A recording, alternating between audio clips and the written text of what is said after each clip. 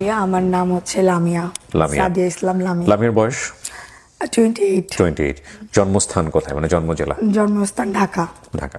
শুরু করেন আপনি একেবারে প্রথম থেকে যেভাবে বলতে চান।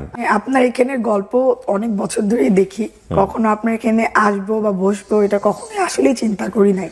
জি। বাট সামহাও একটা রাতে ফিল হলো যে আমার মনে হয় আপনার এখানে আসা উচিত। কেন বলা উচিত? তাহলে হয়তো বা আমার মতো এরকম ফিল নিয়ে অনেক ছোট বাচ্চারা 28 ইয়ার্স পর্যন্ত বড় হবে না। ওকে। আমি একটু ছোট্ট করে আমার পরিচয়টা দিতে চাই। মডেলিং করতাম আগে। আমি একটা বিট চ্যানেল টপ মডেলের বিউটি প্রেজেন্ট উইন করেছিলাম 2015-এ। ওকে। ফার্স্ট রানার আপ হয়েছিলাম আমি। তারপর থেকে মিডিয়াতে টুকটাক কাজ করা হয়েছে, অনেক একটা মুভিও করেছিলাম আমি। আচ্ছা, মুভিটা কি রিলিজ হয়েছে? হ্যাঁ, মুভিটা রিলিজ হয়েছে। রিলিজ খুব মজার একটা ডেটে হয়েছে, 2016 সালের জানুয়ারি 1 তারিখে। এটা অনেক বছর পর জানুয়ারি 1 তারিখে কোনো মুভি রিলিজ হয়েছে। ওকে।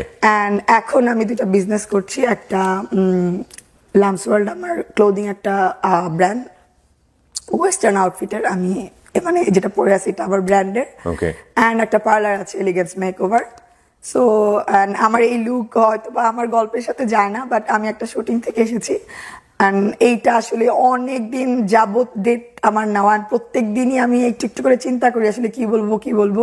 সো আজকের ডেটটা আমি কোনোভাবে মিস করতে চাইনি দেখে আসলে এই লুকে আমার চলে আসা। লুক ইজ নট ম্যাটার, কারণ আমিও একটু আগে ঘুম থেকে উঠে এসেছি। আমি জাস্ট আপনার সঙ্গে আড্ডা দিতে, মানে আমার কাজটাই অ্যাকচুয়ালি এইরকম লুকেই থাকা, লাইভ প্রেজেন্ট। সো যারা দেখবেন ক্ষমা সুন্দর দৃষ্টিতে দেখবেন, একটা কাজই আমার। আচ্ছা, সো আমি একটু সামারি দিয়ে শুরু করতে চাই। সামারিটা হচ্ছে, আজকে 28 বছর বয়সে এসে আমার সামহাও একদিন রাতে ফিল হয় যে জন্মের পর থেকে এখন না হয় অনেক দোষ, বড় হয়েছি মনে হয় আমার জন্য, হয়তো কোনো ভুলের জন্য, বাট জন্মের পর তো একটা বাচ্চা নাকি ফেরেশতা থাকে, তার তো কোনো দোষ থাকতে পারে না। জন্মের পর থেকে এই পর্যন্ত আমার লাইফে যা যা যা যা হয়ে আসলো, এটার জন্য কোনোটাই আমার দোষে না, কোনোটাই আমি করি নাই, কিন্তু খুব মানে বাজেভাবে আমি সাফারার। সো এইটাই হচ্ছে সামারি অ্যাকচুয়ালি। কেন সাফারার পুরো গল্পটা আসলে যাব। আচ্ছা, সো বার্থের পর থেকে যাই। আমার বাবার নাম, আমার মার নাম, আমার বার্থ ডেট হচ্ছে 15ই আগস্ট। তো তখনকার কোনো কিছু আসলে আমি তো জানি না। ছোটবেলার থেকে আসলে মার সাথে থেকে বড় হওয়া, মার কাছ থেকে যেভাবে যেভাবে শুনে শুনে হয়েছি বড়। সো সেই পর্যন্তই আসলে আসা। জাস্ট 1 মাস আগে জানতে পারলাম মার কাছ থেকে আসলে অনেক কিছুই যেগুলো শুনছিলাম সেগুলোর অনেক কিছুই নাকি সত্যি না। আর আমি খুব অবাক হয়েছি, আমি খুব কষ্ট পেয়েছি যে মানে কেন, ওয়াই একটা বাচ্চা ছোটবেলার থেকে মানে মিথ্যা শুনে শুনে শুনে শুনে কেন বড় হবে, বা আসলে কি মিথ্যা বা কোনটা সত্য। যেটা হইলো, আমার জন্মের 2 মাস পর মা আমাকে, মানে এগুলো আমার সব শোনা কথা বলতেছি, আমার মা আমাকে নিয়ে আসে বাবার বাহার থেকে। সামহাও তাদের কোনো ক্ল্যাশের জন্য মেবি, সো নিয়ে আসে। অ্যান্ড সে আমাকে একাই বড় করতে থাকে, তার সাথে একাই আমার বড় হওয়া। অ্যান্ড বড় হতে হতে যেগুলো শুনতাম সেটা হচ্ছে, তুমি যখন জন্ম হইছো, 15ই আগস্টে আমার জন্ম, তুমি যখন জন্ম হইছো তোমাকে হাসপাতাল থেকে ছাড়িয়ে আনার জন্য আমার হাতের আংটি স্বর্ণ এগুলো বিক্রি করে তোমাকে ছাড়াই আনতে হয়েছে।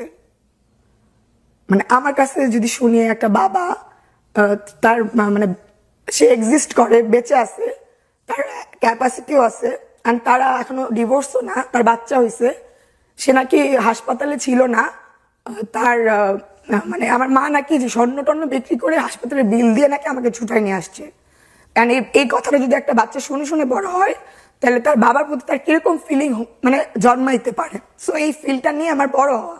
বাবার সম্পর্কে যেগুলো শুনতাম আর কি, যে তোমার বাবার ভালো ছিল না। আমি যখন প্রেগনেন্ট ছিলাম, বাসায় গেছি, কাছ থেকে এসে দেখি এক পার্টি করতেছে। এগুলো আপনার মা বলতো? আমার মা বলতো আমাকে পার্টি করতেছে তোমার বাবাকে।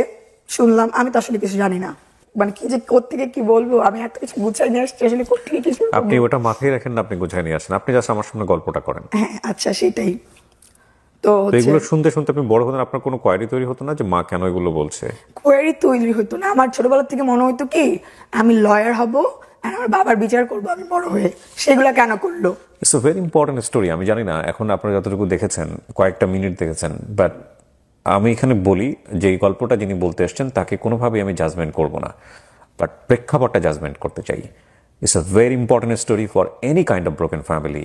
আমাদের সমাজে যারা আছে তাদের যে কোনো ধরনের ব্রোকেন ফ্যামিলি, এটা একটা অনেক বড় মনোযুদ্ধ, এবং এই যুদ্ধে কেউ হারে না, শুধু হারে সন্তানরা। আমার মার কাছ থেকে শোনা, অ্যান্ড 28 ইয়ার্স পর কিছু আমার বাবার কাছ থেকে শোনা, কোনোটাই আমার কথা না, তাদের কথাগুলো আমি বলতেছি।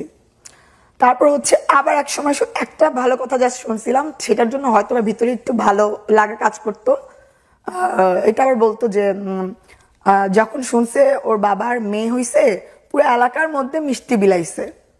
এই একটা কথা আমার কানে বাজতো অনেকগুলো খারাপ কথার মাঝখানে, যা এটা আমার খুব ভালো লাগতো। এত খারাপ কথার মধ্যে একটা ভালো কথা, যে আমি যখন জন্মাইছি আমার বাবা পুরো এলাকায় নাকি মিষ্টি বিলাইছে। আমি আজকে কাঁদতে চাই না, আমি খুবই স্ট্রং থাকতে চাই। তোর বাবা তো একটা বিয়ে করার সময় বলছিল যে নিজের বাসা নিজের বাড়ি, কিন্তু বিয়ে করে পরে যখন গেছি তখন যে দিকে ওটা ভাড়াটিয়া বাসা। অ্যান্ড আমি নিজে বরিশাল মানুষ অনেক অপছন্দ করি, অ্যান্ড সামহাও পরে আসলে জানতে পারি যে আমার বাবার বাসা নাকি বরিশাল। বরিশাল মানুষজন সব খারাপ, এসে এরকম বেইমানি করছে আমার সাথে। আপনি তখন কোন ক্লাসে পড়েন? এগুলো না, যখন আমার যেহেতু মনে আছে, কোন ক্লাস স্পেসিফিক বলতে পারবো না, যখন থেকে আমার মনে থাকার, যখন থেকে মেমোরি বিল্ড হচ্ছে তখন থেকে আসলে এগুলা শোনা। মানে হয় না, আমি একটু স্কুলে পড়ি, হয়তো কোনো দুষ্টামি করি, এই কথাগুলো কখন শোনা, হয়তো আমি কিছু করছি, তখন আমাকে খোঁচা মারার জন্য কোনো কিছু বলতো, বা কথা শোনানোর জন্য কোনো কিছু বলতো, এগুলো হচ্ছে বলা। এমন না যে আয় মা তোর সাথে বাবার ব্যাপার শেয়ার করি, এগুলো না। তো আর আমার মার নাকি খুব ভালো একটা ক্যারিয়ার হতে পারতো, যখন ফার্স্ট প্রেগনেন্ট 5 মান্থস পর্যন্ত তো বোঝা যায় না যে সে প্রেগনেন্ট কিনা। তো আমার বাবা নাকি বাবাকে কাস্টিং করতো না, মাকে নাকি কাস্টিং করতো। এর জন্য বাবা নাকি যে বলতো ওকে নিচ্ছেন কেন, ও তো প্রেগনেন্ট, ও তো সেটা গিয়ে বমি করবে, ওরা তো নিতে পারবে না, তো কাজ করতে পারবে না, এগুলো বলে বলে নাকি আমার মার কাজ নাকি নষ্ট করতো। আপনার মার রোল কি ছিল? মানে বাবা কি রোল, কি ধরনের সিনেমাতে কাজ করতো? সিনেমাতে হিরো হিরোইন বলতে প্যারালাল ক্যারেক্টার হইতো তখন অনেক, ওই টাইপের ক্যারেক্টার করেছে। আমি নিজেও দেখেছি কিছু মুভি, আর বাবার দেখি নাই, মার দেখেছি। 80s 90s এর? হ্যাঁ, ওনাদের সময় নায়ক নায়িকা কারা ছিলেন? জাস্ট শাবনুরা তখন আসছে মনে হয় নিউ। ওকে, তো অনেক পুরনো শাবনুরা জাস্ট আসছে নিউ। মৌসুমী আপু মনে হয় কাজ করে তখন। আমি আসলে ঠিক ওই টাইমটা ওভাবে বলতে পারবো না, তো আমি না বলি। ঠিক আছে, এরকম অনেক অনেক অনেক কিছু শুনে শুনে আমার আসলে বড় হওয়া। ক্লাস 5-6 এ যখন পড়ি, একদিন কিভাবে যেন একটা বাবার সাথে দেখা করার ব্যাপার হইলো, আমার মনে নাই ব্যাপার কেন হইলো অ্যাকচুয়ালি। মাই নিয়ে গেল, দেখা করলো একটা মার্কেটে। বাবা আমাকে আবার একটা স্বর্ণের চেন কিনে দিল। আমার বাবার একটা ফটো, কি বলে ওটাকে, স্টুডিও থাকে যে ছবি তোলার, ওইটা একটা হোটেল ছিল। সো আগে আমাকে স্টুডিও করে নিয়ে গেল, বাবা মেয়ে খুব সুন্দর ছবি তুললাম। তখন আমার মধ্যে খারাপ ভালো মানে অপছন্দ ওই ব্যাপারটা তখন ওইভাবে নাই, জাস্ট শুনছি, এখন আসছি, এখন আদর করতেছে, এখন ভালো লাগতেছে। বাবা তখন আসছে কোথাও থেকে?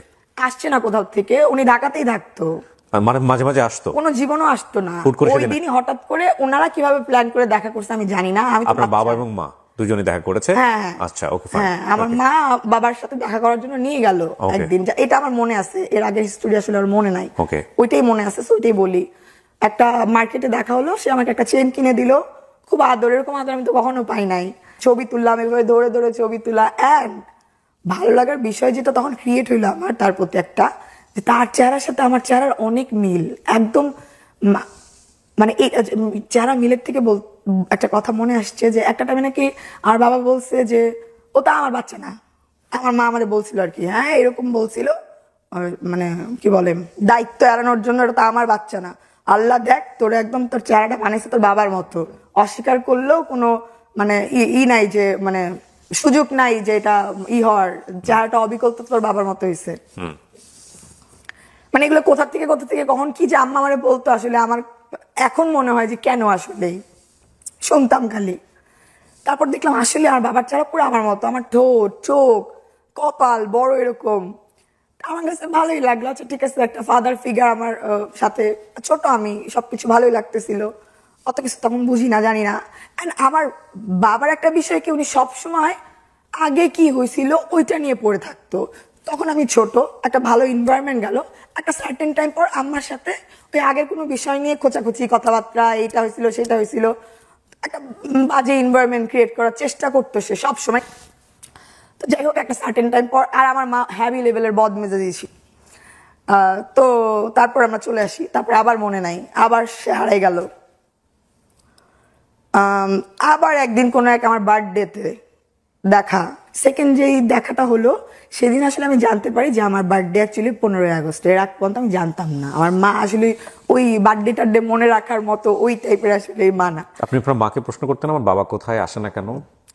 আচ্ছা, ছোটবেলার থেকে বলতাম যে বাবা বিদেশ থাকে। আচ্ছা, বাবা বিদেশ থাকে। একটু যখন বুঝতে শিখলাম, একটু না আসলে অনেক বছর পর্যন্তই বলে আসছি বাবা বিদেশ থাকে। যখন আমি মানে এই চ্যানেলাইতেও কাজ করি তখনও বলতাম বাবা বিদেশ থাকে। বাট একটা টাইমে না বাবা বিদেশ থেকে কথাটা বলতে আর ভালো লাগতো না।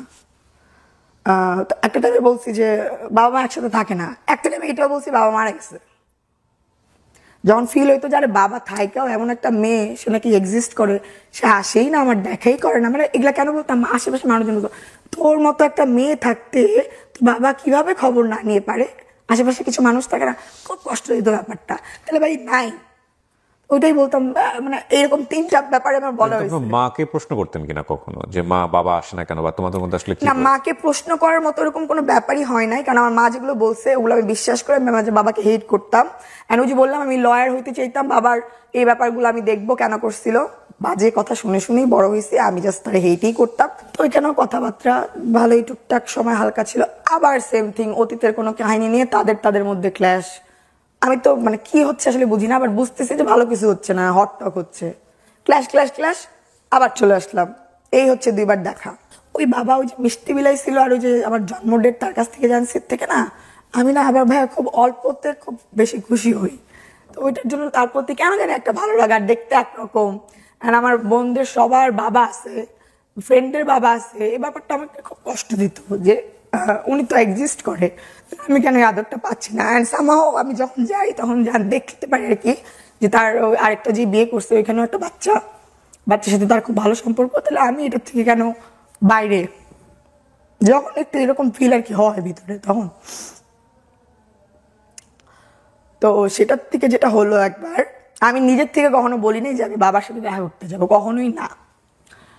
আমার নানি আমার জন্য একটা ব্লেসিং ছিল। উনি যতদিন বেঁচে ছিল আমার মানে কোনো সময় ডাক্তার দেখাইতে হতো না, উনি ওই যে গাছ পাতা দোয়া দুরুদ পরে আমার সুস্থ থাকতাম। মা বাইরে বাইরে থাকতো, ব্যবসা বাণিজ্য করতো, আমি নানির কাছে বড় হয়েছি, নানিকে আম্মা ডাকতাম। 2009 সালে আমার নানি মারা যায়। অ্যান্ড জাস্ট ওই 9 সালেই আমি বিশাল বড় একটা অ্যাক্সিডেন্ট করি আমার লাইফের। ভাতের মার গালতে গিয়ে পুরো এখানে ফালাই দিই, পুরো ভাসি লেভেলের বার্ন হই আমি। তো অনেকগুলো হাসপাতাল দৌড়াদৌড়ি করে, আমাকে অ্যাম্বুলেন্স নিয়ে কোনো হাসপাতালে নিতে চাচ্ছিল না। তো একটা হাসপাতালে জাস্ট মানে ভুল ইঞ্জেকশনও দিছে। তো যেটা করে আর কি, ব্যান্ডেজ ট্যান্ডেজ করে বাসায় নিয়ে আসছে। আর পরের দিন কেন জানি আমি হঠাৎ করে বলে বসছি আমি না বাবার কাছে যাব, আমার বাবার কাছে যেতে ইচ্ছা করতেছে। আমি জানি না আসলে কোন ফিল থেকে বলছি। তো আম্মা ব্যাপারটা হ্যাপেন করাইলো, যাইতে চাইছে, জীবনে বলে নাই, ঠিক আছে যাই। তো গেলাম। বাবা তখন হচ্ছে শ্যামলির ওদিকে থাকে, ওনার থার্ড ওয়াইফ নিয়ে। অ্যান্ড মেয়েটা দেখতে সুন্দর, ইয়ং অনেক, মানে আগের মানে সেকেন্ড ঘরের যে বাচ্চা সেই বাচ্চা সহ থার্ড ওয়াইফ নিয়ে থাকে। আর প্রথম ঘরের বাচ্চা পুরা হয়ে প্রথম বউ নিয়ে বাসায় হাজির হয়েছে। অ্যান্ড যাওয়ার পরে ব্যাপারটা খুবই অনেক ওয়ার্ম ওয়েলকাম ছিল। আমার দাদা দাদি হ্যাবি আদর, তারপর হচ্ছে আমার বাবা কোলে নিয়ে আমাকে 3 তলায় উঠলো। মানে অ্যাকচুয়ালি অনেক আদরের অভাবে বড় হয়েছি, তো এই আদরগুলাই চাইতাম। মানে এইটাই আমার কাছে অনেক ভালো লাগতেছিল, আমার বাবা আমাকে কোলে নিয়ে উপরে উঠছে। তো ওইখানে যাওয়ার পর যেটা হইলো, আমার খুব বাজে লেভেলের বার্ন। আমি হাঁটা শিখা ভুলে যাচ্ছিলাম, এরকম লেগে যাচ্ছিল, পূজা হয়ে যাচ্ছিল। তো ওইখানে যাওয়ার পর যেটা হলো, আমার বাবা আমাকে ওই যে কি বলে বার্ন ইউনিট, যেটা এখন অনেক সুন্দর, ওটা তখন অনেক সুন্দর ছিল না, ওইখানে নিয়ে যাচ্ছিল। অ্যান্ড ওই জায়গায় উইদাউট এনি অ্যানেস্থেশিয়া এটাকে খুলে জাস্ট জ্যান্ত মুরগি ছিলে যেভাবে এই করে ওইভাবে করতেছিল। আমি এটা নিতে পারতেছিলাম না। মানে এর মধ্যে বাবার বাসায় 2 দিন 3 দিন থাকা হয়, ভালো খারাপ মিলেই যায় সময় আর কি। বাট ব্যাপারটা বুঝতেছিলাম যে ওনার ওই ফ্যামিলিতে হয়তো একটু প্রবলেম হচ্ছে। এগুলা নিয়ে। ওইটাও আবার ভালো লাগতেছিল না, আমার মনে হচ্ছে আমি কি ডিস্টার্বিং হইলাম এখানে, বা আমার মা নিয়ে কোনো ইস্যু হচ্ছে বা কিছু, মানে আদর পাচ্ছি ঠিকই, আবার এনভায়রনমেন্টটাও কেমন জানি একটা। তখন তো একটু বুঝি, 9-এ পড়ি বেবি, হ্যাঁ 9-ই মনে হয় পড়ি। তো ওই যে ওইখান থেকে 2বার যাওয়া হয় আমার ঢাকা মেডিকেলে। তো আমার মা যেটা করে আর কি, এটা আসলে ওনার সাথে জিদ বা আম্মার সামহাও মনে হচ্ছিল কিনা যে আমার মেয়েকে সেই ডাক্তার, বাবার মেয়ে এখানে এসে আমার মেয়েকে নিয়ে নেওয়ার কোনো ট্রাই করতেছে কিনা, তাহলে আমি এর থেকে এখন বেস্ট হসপিটালে নিব বা কিছু, আমি আসলে জানি না কেন কি। যেটা হলো যে আমার চিকিৎসা অ্যাকচুয়ালি ভালো হচ্ছিল না এখানে। আমার মা শত হলো, মা তো ছোটবেলার থেকে বড় করছে, অতটুকু কষ্ট তো একটা মা দেখতে পারে না। তো মা যেটা বললো যে না, ঢাকা হাসপাতালে ওর চিকিৎসা ভালো হচ্ছে না, একটা সিটি হাসপাতাল ছিল, ওটা খুব ভালো ছিল ট্রিটমেন্ট, ওইটাতে নিয়ে যাই। তো বাবা বললো ওনার সামর্থ্য নাই ওই জায়গায় নিয়ে যাওয়ার, ওনার সামর্থ্য ওইখানেই সেইখানেই, মানে থাকে না একটু ঘাটতারা স্বভাবের, যেটা বলবে সেটাই, ওইটা না মানলে মানে না মানলে নাই, ব্যাপারটা এরকম। যেটা হইলো আমার মা ওইখান থেকে আমরা বের হয়ে আসলাম, আমরা সিটি হাসপাতাল গেলাম, ভর্তি থাকলাম ওই জায়গায় প্রায় অনেক দিন। অ্যান্ড তখন ভালোই বুঝি আমি, বাবা প্রত্যেক দিন ওই মহিলাকে নিয়ে, সরি ওই মহিলা কেন বললাম, মানে ওনার ওই থার্ড ওয়াইফকে নিয়ে আসতেন আমার এখানে দেখা করতে, প্রতিদিন সন্ধ্যার দিকে তারা বের হইতো ঘুরতে ফিরতে আর কি, অ্যান্ড আমাকে আমার সাথে দেখা করতে আসতো, দেখতে আসতো আর কি। বাট কোনো ফাইন্যান্সিয়ালি সাপোর্ট সে আর আমার মাকে করে নাই। কেন? ওইখান থেকে এখানে শিফট করা হইলো। তখন পর্যন্ত কি আপনার মার সঙ্গে কি আপনার বাবার ডিভোর্স হয়ে গেছে? ডিভোর্স হয়ে গেছে, বাট আমি জানতাম না, এখন জানি। আমি জানতাম যে না, তারা আলাদা থাকে, আমি অনেক বছর পর্যন্ত জানি তারা আলাদা থাকে। তো তারা আলাদা থাকলে সে বিয়ে করে কেমনে একটার পর একটা, মানে অলমোস্ট 3টা। ওকে, যাই হোক, হ্যাঁ তারপরে আসতো, হ্যাঁ দেখতে আচ্ছা, সো ওই তো এরকম দেখতে আসতো, আশেপাশে মানুষজন বিরক্ত হইতো, এরকম পারফিউম বলতো আর খোঁচাইতো, একে বাবা কাকে নিয়ে আসে এরকম, এ তো লাউড পারফিউম দিয়ে হাসপাতালে আসে কেন? আমি তো একটু বুঝি, তখন ব্যাপারগুলো আমার কাছে ভালো লাগতেছিল না। যাই হোক, এরকম আসতো, জাস্ট দেখা দেখে চলে যেত, আমার কাছে মনে হতো দোষ ফুরাইতো আর কি। তখন আমার কাছে ফিল হচ্ছিল, এতদিন শুনছি এখন দেখতেছি, তো এখন ফিল হচ্ছে যে না, ব্যাপারটা আসলে কেমন জানি, ইটস ওকে। তা আমার চিকিৎসা শেষ সিটি হাসপাতালে, ওইখান থেকে আমরা বাসায় চলে যাব। তো সেই দিন আমার ফিল হয় যে না, আমার তার আগ পর্যন্ত মনে হচ্ছিল যে দেখি বাবার সাথে একটু থাকা ট্রাই করি, আদর তো পাই নাই, এখন একটু বড় হয়েছে দেখি এখন একটু আদর পাই কিনা। তখন কেন জানি মনে হচ্ছে না, দরকার নেই আদরের। আবার মনে হচ্ছে ওই ফ্যামিলিতে হয়তো বা আমরা ব্যাড বাস হয়ে যাচ্ছি, ইটস ওকে, যেরকম ছিলাম ওরকমই থাকি। সো আমার মা, আমি ওনাকে না জানিয়ে সিটি হাসপাতাল থেকে আমরা আমাদের ব্যাক টু বাসায়, এইটা তার অনেক মাইন্ডে লাগছে, তাকে না জানিয়ে কেন আমরা বাসায় চলে গেলাম। ওই যে আশা এরপর আর কখনো দেখা হয়নি, আমি চেষ্টাও করি নাই। আর তখনই আমার জাস্ট ভিতর থেকে ফিল আসতো যে না, ওই ভালো লাগার ফিলটাই চলে গেছে। কারণ তখন তো আমি বুঝছি, আরো অনেক কাহিনী বললাম নাকি। বাবার সাথে যখন টুকটাক দেখা হতো না, আমি ছোট মানুষ, আমার বলতো শোনো মা, তোমাকে যখন তোমার মা নিয়ে আসলো, আমার অবজেকশন ছিল তা আপনি আমাকে খুঁজে বের করেন না কেন, আপনি তো বেঁচে ছিলেন। বলে আমি খুঁজে বের করি নাই, তোমার মা আমাকে না জানে হঠাৎ করে বাহার থেকে চলে আসছে, অ্যান্ড তোমরা যে বাসায় থাকতা নানুর বাসায়, সেখানেও তোমরা নাই, কোন জায়গায় যেন বাসা নিয়ে চলে গেছে। আমি একটা রিক্সা ভাড়া করছি, সারা দিন একটা এরিয়া ঘুরছি।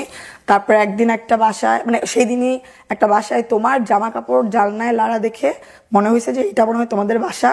আমি বাসায় গেছি, তোমাকে দেখছি, তোমাকে দেখতে গিয়ে তোমার মা আমাকে জেলের ভাত খাওয়াইছে। ওকে, এটা আপনি ক্লাস 9-এই জানেন? না, এটা হচ্ছে ওই যে ওই আগে যে, এটা মিস করে গেছিলাম, যে আগে যে 2-একবার দেখা হয়েছিল না, ওই সময়টাতে বলেছে। ওই সময়টা ও বলতাম না, খালি আগের বিষয় নিয়ে টানতো। তখন যাওয়ার পর এর জন্য তার প্রতি ওই যে দেখা করার যে একটা ফিল আসছিল মেবি এগুলার থেকে, যে আম্মা কেন এরকম করছিল, আমাকে তো সে খুঁজতে গেছিল, কি একটা সিনেমাটিক ব্যাপার না। সো আপনারা এক ধরনের সিম্প্যাথি গ্রো করেছে, যে আমার বাবা সে আমাকে তাকে উইদাউট নোটিস আমাকে নিয়ে আসছে, এন্ড সে একটা এরিয়া খুঁজে বারান্দায় কাপড় দেখে বের করছে যে তার মেয়ে কোন বাসায় থাকে, এন্ড সেই মেয়েকে দেখতে গেছে দুধ নিয়ে নাকি, এন্ড তার জন্য নাকি তার জেল খাটতে হয়েছে। এটা তার লাইফের একটা দাগ হয়ে গেছে, মেয়ে দেখতে গিয়ে জেল কেন খাটতে হইলো। সো এই হচ্ছে ছোটবেলার বাবাকে নিয়ে শুনে এই ঘটনা শোনার পরে কি আপনি আপনার মাকে প্রশ্ন করেছেন যে আমার বাবা এরকম ঘটনা এসেছিল, তুমি তাকে জেলে দিয়েছো বা এরকম কোনো কিছু? না, মাকে কখনো কোশ্চেনটা করেন? আমার মাকেই আমি বিশ্বাস করতাম যে আমার মা তো বলছে পার্টি করছেন, খারাপ ছিল, আমার একটা বিষয় অনেক কষ্ট লাগতো, আমার মা কেন আপনি বেঁচে থাকতে স্বর্ণের আংটি উংটি দিয়ে তারপর আমাকে ছাড়াই আনতে হবে, মানে এগুলো আপনি আমি বিশ্বাস করেছিলাম এগুলা। মানে আমার প্রশ্নটা জন্য আর এটাই, কোনো- মানে সিচুয়েশন নিয়ে আমি কোনো মন্তব্য করতে চাই না, বাট ধরেন মার কাছ থেকে শুনে আপনি মারটা বিশ্বাস করতেন, বাবারটা শুনে বাবারকে বিশ্বাস করতেন, বিষয়টা এরকম ছিল নাকি আপনি ক্রস চেক করতেন? ক্রস চেক ওইটা না কেন করতাম না, আমার মা এগুলো বলছে আর আমি একা, তার মানে আমার মা যেটা বলছে ওইটাই সত্য, বাবা বলছে শুনছি। It's a very important point. আমি বারবারই বলছি, ডোন্ট জাজ হার, ওনাকে জাজ করবেন না। অনেক ব্রোকেন ফ্যামিলির গল্প আজকের এই লামিয়ার গল্প, যেখানে সন্তান বড় হয়, ওই সন্তানকে যেভাবে বড় করা হয় উনি সেই বিলিভ নিয়েই বড় হন, এবং এগুলো নিয়ে প্রশ্ন করার থাকে না। আমি আবারও বিনয়ের সাথে বলতে চাই যে আমাদের দেশে সাইকিয়াট্রিস্ট যারা আছেন বা মনোজাগতিক বিষয় নিয়ে যে ধরনের ভ্লগিং হয়, সেই জায়গাগুলোতে আমরা এই কঠিনতম বিষয়গুলো কেন জানি অ্যাড্রেস করি না, এবং আমাদের এই বিষয়গুলো অ্যাড্রেস করা উচিত। আজকের এই গল্পটা খুব সেন্সিটিভ একটা স্টোরি। আমরা কাউকে কোনো কোশ্চেন করতে চাই না, কাউকে কোনো জাজমেন্ট নিতে চাই না, কে ভালো কে মন্দ সেটা নিয়ে প্রশ্নও করতে চাই না, কে রাইট ছিল কে রং ছিল সেটাও প্রশ্ন করতে চাই না। কিন্তু উনি প্রথমে একটা প্রশ্ন ছুড়ে দিয়ে আজকের এই স্টোরিটা বলেছেন, সেটা হচ্ছে আমার জীবনটা এমন হলো কেন। এই জায়গাটায় কোনো পরিবর্তন আনা যায় কি না, ব্রডার সেন্সে আমরা এটা নিয়ে কথা বলতে চাই। আমরা ওনার মা কি করেছে ওনার সঙ্গে, ওনার বাবা ওনার সঙ্গে কি করেছে, বাবা রাইট নাকি মা রাইট, আমি জানি বেশিরভাগ গল্প যারা শুনতেছেন তারা এই বয়ানটাই দিতে আসবেন এখানে। আমাদের গল্পের বয়ানের জায়গাটা ওটা না। আমরা বলতে চাই যে একটা ব্রোকেন ফ্যামিলিতে একটা সন্তান যেভাবে বড় হচ্ছে, সেই বড় হওয়াটাকে আমাদের সোসাইটি জায়গা থেকে চ্যালেঞ্জ করা উচিত কিনা। আমাদের এই গল্পটা মূলত সেজন্যই, এবং এখানে ম্যাক্সিমাম বিষয়ই মনোজাগতিক। সো ভাইয়া ওই যে বারবার যে বলছেন প্রশ্ন কেন করো নাই, কারণ আমার মা যে ব্যাপারগুলো আমাকে বলছিল, এই এত ক্রিটিক্যাল সিচুয়েশনসে ফিল করছে, আমার কাছে মনে হয়েছে যে তুমি যদি ওটা করেও থাকো বাবা, আমার মাকে তো অনেক কষ্ট দিছো তুমি, তুমি এটা ডিজার্ভ করো। এর জন্য না আমি কখনো কোশ্চেনের জায়গাটা আমার কাছে আসেই নাই, কারণ আমার মা তো অনেক কষ্ট করছে। সেটা এখন মানে মনে হইলো, এর জন্য বললাম যে কেন আসলে কোশ্চেন আমি কেন করিনি, ওটা আমার মধ্যেই মনে হইতো যে আমার তো অনেক কষ্ট তুমি দিছো, তো কি হয়েছে তুমি করছো। অ্যান্ড সামহাও খুঁজে পড়ে কি হয়েছে, আমি তো সেই একাই বড় হয়েছি যে এরকম কি বলে জেলখানা খাটলো বাচ্চা দেখতে গিয়ে। এটা সত্যি খেটেছে সে? হ্যাঁ খেটেছে। ওকে, যেহেতু বাচ্চা দেখতে গিয়ে সত্যি জেলে গেছে? হ্যাঁ সত্যি জেলে গেছে। আচ্ছা, সো যেটা হইলো আমার বাবার তখন নাকি অনেক, এই জন্য আপনার সঙ্গে স্যার পরবর্তীতে যোগাযোগ করেনি, এটাই তার অ্যান্সার? হ্যাঁ, আরো কিছু কাহিনী আছে বলি। এটার পর যখন সে বের হয়, অনেক কষ্ট করে বের হয়, অনেক টাকা পয়সা নাকি খরচ হয় বের হওয়ার জন্য, অ্যান্ড সে বের হয়ে একটা নেয় যে এবার আমার মার একটা ক্ষতি করবে, সে হয়তো মেরেই ফেলতে পারে। এটা কার কথা? আমার বাবার কথা, এটা রিসেন্টলি শোনার কথা আর কি। ওকে, সো মেরেই ফেলতে পারে। তো আমার মা নাকি আবার 2 দিন পরে গিয়ে মানে ওই স্টুডিও যেটা ছিল ওইখানে গিয়ে নাকি পা ধরে বসছে যে শোনো আমি যেটা করছি আমি নিজের থেকে করি না, আমাকে এটা করানো হয়েছে, আমাকে মাফ করে দিও। ওই তো আর যোগাযোগ হয়নি, তো হয়নি, আমিও আর কখনো ফিল হয়নি আমি যোগাযোগ করবো, বাবা একটা ম্যাটার করে, বাবা দরকার আছে, ওইটা আমি মনে করি নাই। কিন্তু আশেপাশের এনভায়রনমেন্ট আসলে সবসময় মানে জোর করে মনে করাইতে হবে যে বাবা একটা ম্যাটার করে, বাবা ছাড়া মেয়ে কেমনে বিয়ে হবে, এগুলো আর কি। যতই চাই এগুলো থেকে স্কিপ, কিন্তু এগুলাই ঘুরাই ফিরে সারাউন্ডিং এর প্রশ্নগুলো আসতো। হ্যাঁ, জানে বাবা নাই আশেপাশে অনেকেই, তাও যে গুছাই গুছিয়ে প্রশ্ন করতে হয় তোর বাবা কই থাকে, তোর বাবা কই, আমি কোনো অ্যান্সার করতে পারতাম না আসলে বাবা কই। এরে বাবা রাখতাম, খালা তো মানে খালু যে খালার হাজবেন্ড তারে বাবা রাখতাম, এগুলো করতাম, বলতাম এ বাবা সে বাবা, এরকম গেছে আমার ছোটবেলা। তো ছোটবেলা আরো অনেক কিছু, আমি জাস্ট 10 থেকেই এই মিডিয়ার এই প্রেজেন্ট গুলোতে ছবি দেওয়া এই বিষয়গুলোর মধ্যে কাজ করতে শুরু করলো। সো সামহাও এর মধ্যে আমি মিডিয়াতে টুকটাক কাজ শুরু করি আর কি। আচ্ছা, তো যখন আমি বিউটি প্রেজেন্ট থেকে বের হই, এর মধ্যে তার সাথে কোনো যোগাযোগ নাই। আর আমার মার সাথে হয়তো আমার ভুল ছিল, ছোটবেলায় বাপ ছাড়া বড় হইলে আমার মা অনেক মানে টেক কেয়ার করে রাখতে চাইতো আমাকে। তো একটা ছোটবেলার একটা এইজ থাকে না যে স্কুল থেকে একটু 1 ঘন্টা একটু ফুচকা চটপটি খাবো বা একটু আড্ডা দিব, এইটা আমি ভয় পাইতাম কোনোদিন যে আধা ঘন্টা আমার লেট হয়ে গেছে আজকে আম্মা মাইরা ফেলবে, এই ভয়ে ভয়ে বড় হওয়া হয়েছে। আমারও ইচ্ছা করতো যে একটু যাই ঘুরতে, সেগুলো নিয়ে আমার মার সাথে ছোটবেলার থেকে ক্ল্যাশ লেগে থাকতো। আম্মা একদমই পছন্দ করতো না, আর আমি ওয়েস্টার্ন পড়তে ছোটবেলার থেকে পছন্দ করতাম, মা এটা পছন্দ করতো, মা পছন্দ করতো। না, আবার কিনেও দিত। বসুন্ধরা সিটি যখন প্রথম হয় তখনকার সময় 800 টাকা না 1800 টাকা দিয়ে আমাকে জিন্সের প্যান্ট কিনে দিছে। তখন ছোটবেলায় সে পড়ায় অভ্যস্ত করছেন, বড় হওয়ার পর আমি এগুলোতেই অভ্যস্ত, আমার সালোয়ার কামিজ আমি ক্যারি করতে পারি না। ছোটবেলায় সে পড়ায় অভ্যস্ত করছে না, আমি যখন পড়তে চাই, আমি যখন ফ্যাশন বুঝি তখন দিবে না। থাকে একটা মোমেন্ট, মেয়েদের একটা এইজের আর কি, ওই সময়টা আর কি।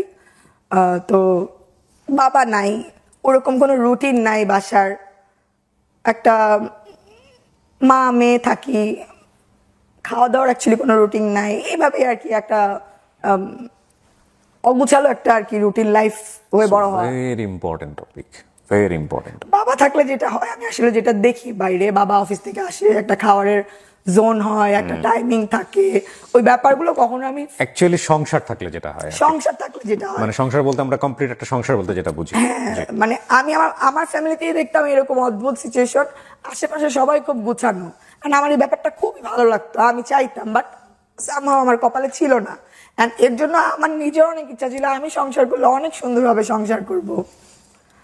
আচ্ছা, সো যেটা হইলো, আমি মিডিয়াতে কাজ করা শুরু করলাম। এই আমার মার সাথে একটা ঝগড়াঝাটি ক্ল্যাশ ব্যাপার সবসময় ছিল। অ্যান্ড আমার মাও একটা খিটখিটে মেজাজে ছিল অনেকদিন, মানে তার লাইফে কেউ নাই, সব যার আমাকে পাইলে সব কিছু আমার উপরে দিয়ে উঠানোর চেষ্টা করতো। এবং মা ট্রাইও করেনি মনে হয় আপনার জন্য। আমার জন্য কি ট্রাই করেনি? মানে তার সেকেন্ড লাইফ বা বিশাদি করা, এগুলো আমি আসলে কিছু শেয়ার করতে চাচ্ছি না, অনেক কিছুই আছে, এগুলো আমি শেয়ার করতে চাই না। আমি এখানে ইন্টেনশনালি বা ইচ্ছাকৃত কাউকে ভালো কাউকে খারাপ কিছু করতে চাই না, একদম যেটা হইছে, যেটা শুনছি, যেটার ফিল, আমি জাস্ট সেটাই বলবো। আমার মাকে ভালো করব, বাবাকে খারাপ করবো, বা আমি কিচ্ছু না, যেটা হইছে আমি সেটাই শেয়ার করব। তো তার সাথে আমার এরকম একটু খোঁচাখুচি সম্পর্কে তা আমি একটা টাইমে না বিরক্ত লাগতেছিল, এত মানে মারামারি করতো আম্মা খুব, মানে কেন এরকম, মানে মারামারিও ঠিকঠাক, আম্মা করতো। ধরেন আমার 7 নম্বরে আমাদের নিজের একটা বাড়ি ছিল, টিন সেট, আমার পাশের বাসায় আমার শেয়ার করা ঠিক হবে কিনা জানি না, বাট আমি শেয়ার করতে চাবো, কারণ একটা ছেলে বা একটা বাবা ম্যাটেরিয়াল বাসায় থাকলে মনে একটা মা এইভাবে স্ল্যাং ইউজ করতে পারে না, যেটা আমি শুনে বড় হয়েছি, আমি এটা শেয়ার করবো অবশ্যই। আমার পাশের বাসায় 2 তলায় বাসা, আমার মা যদি আমাকে গালি দিত, তো একটা টাইম ছিল হচ্ছে কারেন্ট চলে যেত 1 ঘন্টা করে, ওই 1 ঘন্টা করে আমাদের মানে ছুটি থাকতো যে আমরা বেরো তো আয় তোর মা তো আজকে তোলে দিছে ঠিক মতো, সবাই শুনে ফেলতো বলতো যে অপোজিটে দোতলায় আমার ফ্রেন্ড থাকতো, ও শুনতো, ও পরে বলতো আজকে তোরে দুপুরে এমন দিছে কেন রে। কি লেভেলের যে স্ল্যাং, আমার এটা বলা উচিত হবে কিনা জানি না, বাট কি লেভেলের যে স্ল্যাং, ও মাই গড। এর জন্য আমি একটু বিরক্ত ছিলাম যে মারো, তুমি গালিগালাজ করো কেন। ওইটা থেকে ফিল হতো যে আমার বাবা থাকলে মনে হয় তুমি এগুলা করতে পারতা না, কেউ বলার থাকতো, যে দেখতাম খালুদের মা কেউ দোষ করলেও কিছু বললে যে চিল্লাইতো, আয় কেন বলছো, এই ব্যাপারটা আমি কোনো পাই নাই। তো আমার মার সাথে একটা খিটখিটা ব্যাপার তখন থেকে আর কি একটা টাইমে আসলে ক্রিয়েট হয়। আচ্ছা, সো একটা টাইমে আমি মুভি যখন করি, আমি ভালো ইনকাম শুরু করি, আমি ছোটবেলার থেকে আসলে টুকটাক ইনকাম শুরু করি। তো আমার কেন জানি মনে হইলো আমি ভালো ইনকাম তখন করতেছি, ভালোই কি বলে ফ্যামিলিতে দিচ্ছি, মনে হচ্ছে যা মানে জিদ করি যে আব্বুর সাথে যেয়ে থাকবো এখন। ওকে ওকে, জিদ থেকে হয়তো আম্মুকে দেখাবো এখন, আমি এত কিছু করে এই করি, তুমি এমন করো কেন আমার সাথে, আমি বাবার সাথে যেয়ে থাকবো। সামহাও আমি নাম্বার ম্যানেজ করি, তাকে ফোন দিই, একটা চাইনিজ ওই শ্যামলির ওইখানেই লাঞ্চে দেখা করি আমরা। অ্যান্ড আমার সন্ধ্যায় অথবা কোনো কাজ ছিল, আমি একটু তাড়াহুড়াতেও ছিলাম, শেয়ার করলাম যে আম্মা এরকম এরকম কর, আমি খুব বিরক্ত, বাট আমি আলাদা বাসা নিতে চাই, কিন্তু আমি তো একা একা থাইকা অভ্যস্ত না, সবসময় তো মার সাথে থাকছি, আমি কার সাথে থাকবো, তাহলে চলো তুমি আমি মিলে থাকি। মানে এটা কেন করছে আমি জানি না, তার সাথে তো ওই বন্ডিংও আমার না, বাট আমি আবার খুব সহজে মিশতে পারি। ওই যে বলতেছিলাম হ্যাঁ চলো যে থাকে, আমার অনেক জ্বালাইছে, তোমার জ্বালাইছিল তো টুকটাক আব্বুর কাছে শুনছি না, তো হ্যাঁ জ্বালাইছিল ঠিকই ছিল, চলো এখন আমরা একসাথে থাকি। তো সামহাও আমার মনে নাই তার কাছ থেকে তখন পজিটিভ ওইরকম কোনো অ্যান্সার মেবি আমি পাই নাই। তো ওই যে চলে আসছি, তারপর আবার তার সাথে যোগাযোগ হয় নাই, সিনটা অ্যাকচুয়ালি আমার মনে নাই, বাট একটা কোনো নেগেটিভ থট আমার কাছে দিছিল, যেটার জন্য আমার মনে হয়েছিল থাক মাই ভালো, মার কাছেই যাই, কেন থাক আমার সাথেই তো আছে, কোথাও তো যায় নাই। ছোটবেলার একটা সিন মনে আছে যে তাকে নিয়ে কেউ হয়তো বা অ্যাব্রোড যাওয়ার প্ল্যান করতেছিল, আমি জড়াই ধরে কাঁদতেছিলাম। আমি জানি না, আমি জড়াই ধরে কান্দার সিনটা মনে আছে, বাট সিচুয়েশনটা পরে বলা হয়েছে যে সিচুয়েশনটা নাকি এইটা ছিল। আশেপাশের মানুষজন বলছে আবার মিথ্যা কথা, জানি না অ্যাকচুয়ালি। কাকে জড়াই ধরে? আম্মাকে। মা চলে যাবে দেশের বাইরে? হ্যাঁ, ওই যে বললাম যে আসছি, নেগেটিভ থট, মাই তো ভালো ছিল, ওই কথাটা মাথায় আসতেছিল যে আমি জড়াই ধরে একটা সময় কাঁদতেছিলাম যে না মা তুমি যাও না। মানে সামহাও কারোর সাথে তার অ্যাব্রোডে কোথাও যাওয়ার একটা প্ল্যান ছিল, ওখানে মনে হয় আমি এক্সেপ্টেড ছিলাম না, আমি জড়াই ধরে কাঁদতেছিলাম দেখে নাকি আমার মা নাকি যায় নাই। এটা আমার মার কাছ থেকে শুনছি, কিন্তু জড়াই ধরে যে আমি একটা আমি কাঁদছি মানে একদিন সন্ধ্যায়, ওটা আমার মনে আছে, বাট হিস্টোরিটা আমি জানি না। বাট আম্মা এই হিস্টোরিটা বলছে, বাট আদার্স কাছ থেকে শুনছি মিথ্যা কথা, কি যে কোথায় যাওয়ার কথা ছিল। তো ওই তো ব্যাক টু প্যাভিলিয়ন, আবার মা টুকটাক কাজকর্ম করা। এর মধ্যে আসলে তার সাথে কোনো সিন নাই, সে ওই যে আবার গেল, সে গেল, কিন্তু সে কখনো না, যতই মুখ দিয়ে বলি এই সে হ্যাঁ, তার ভিতরে ভিতরে না মানে খুব একটা কেমন জানি একটা মানে কিরকম কষ্টটা বুঝাইতে পারবো না, সে তো বেঁচে আছে। তো তার কি একটু ইচ্ছা করে না যে মেয়েটার খবর নেই?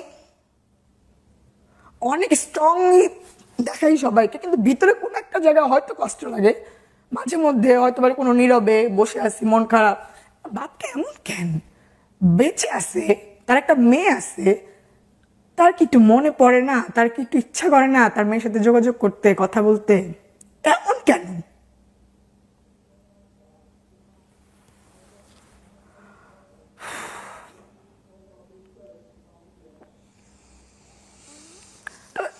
আমি তাকে নিয়ে আমার ভালো কোনো থটস আর নাই। ওই যে হাসপাতাল থেকে যাওয়ার পর তো ব্যাড থটস নিয়ে গেছি, ওই সেকেন্ড যখন থাকার প্ল্যানে আসলাম তখনও ব্যাড থটস নিয়ে গেছি। তো তার জন্য আর কোনো ভালো কিছু আসলে আর ভিতরে নাই। আমার মা যা বলছিল তো তা তো আসেই অ্যাডেড। অ্যান্ড বড় হওয়ার পর আমি যেভাবে জাজমেন্ট করছি যে আম্মার কাছ থেকে এতদিন শুনছি, অ্যান্ড আমি বড় হওয়ার পর এটা ফিল পাইছি, সো সবই রাইট। বাদ এই চ্যাপ্টার, মা আছে, মারি নিয়ে থাকতে থাকি। ইন দ্য মিন টাইম যেটা বলতেছিলাম যে আমি ভিট চ্যানেলে টপ মডেলের ফার্স্ট রানার আপ ছিলাম, ওইটার একটা গ্র্যান্ড ফিনালে হয়। সো ওইটার যে কোরিওগ্রাফার ছিল তানজিল আলম, ইগোজ ডান্স কোম্পানি, তার সাথে আমার একটা ইন্টিমেসি হয়, ওখান থেকে একটু প্রেম। সো প্রেম করে মানে মিডিয়ার থেকে একটা মানে প্রেজেন্ট থেকে বেরোইছি কাজ করতে, বাট প্রেজেন্ট থেকে বেরোয় বিয়ে করে সংসার শুরু করছি। অ্যান্ড আমি পুরাই আমার একটা সাংসারিক লাইফে চলে গেলাম। অ্যান্ড সাংসারিক লাইফে যাওয়ার পর এত আদর, এত অন্যরকম ব্যাপার, ফ্যামিলি এনভায়রনমেন্ট খুব ভালো লাগতেছিল আমার কাছে, খুব এনজয় করতেছিলাম। হয় না বিয়ের পর এই হয় সেই হয়, আমার কাছে না এই ফিলই আসে না। বিয়ের পর আমি প্রথম 31st নাইট পালন করছি, ব্যাপারটাই অন্যরকম আমার কাছে লাগতেছিল। সো বাবা কি হয়েছে, মা কি হয়েছে, কোনো কিছুই আমি আর ওই ব্যাপারটা আস্তে আস্তে ভুলেই যাচ্ছিলাম। বাট আপনার বিয়ের আগে কি মানে লাইক আপনার স্পাউস সে কি আপনার পাস্ট জানতো, যে সব কিছু জেনে শুনে শেয়ারিং এর ব্যাপারটা তো ইম্পর্টেন্ট। না, যেটা ফার্স্ট দেখায়, যখন ফার্স্ট কথাবার্তা, বাবা কই থাকে, বিদেশ থাকে, বললাম যে ওই পর্যন্ত বিদেশ থাকে, বলতাম বিদেশ থাকে, ওটাই বলছিলাম। বাট যখন বিয়ের ব্যাপারগুলো ফাইনাল হচ্ছিল তখন বলছি, শেয়ার করছি আমি যে এই কিন্তু ইস্যু। এটা কি কোনো ম্যাটার করেছে তার কাছে? না, না, তার কাছে কোনো ম্যাটার করে না এটা। ওকে। আমাদের বিয়ের স্টোরিও অনেক মানে সিনেম্যাটিক স্টোরি। ওটা সেটা কি আপনার ফ্যামিলি থেকে সাপোর্ট ছিল, লাইক বাবার? না, আমার ফ্যামিলি থেকে, বাবা তো নাই সিনে। ওকে। আমার ফ্যামিলির সাপোর্ট ছিল না, আমার যুদ্ধ করে আমার বিয়ে করতে হয়েছে।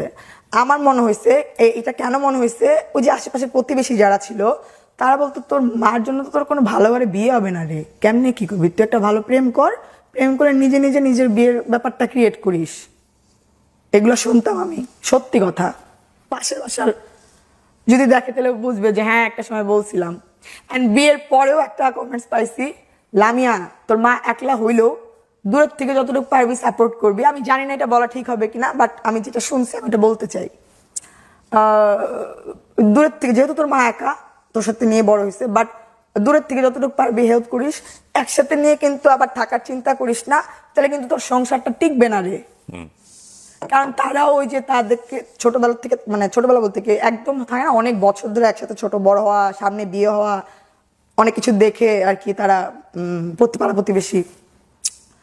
তো ওই কথাটা আমার খুব কোট করছে যে মাকে নিয়ে থাকার প্ল্যান কিন্তু করো না, সংসার কিন্তু টিকবে না। এই কথা একটা প্রতিবেশী একটা মাকে নিয়ে একটা মেয়েকে কেন বলবে? সংসারে আপনি মাকে নিয়ে থাকবেন এরকম পরিকল্পনা? মানে আমার মা যেহেতু একা, সারা জীবন তো আমি তার সাথে ছিলাম, এখন আমি বিয়ে হয়ে গেছি, শ্বশুর বাড়ি গেছি, সে তো একা থাকতেছে এখানে।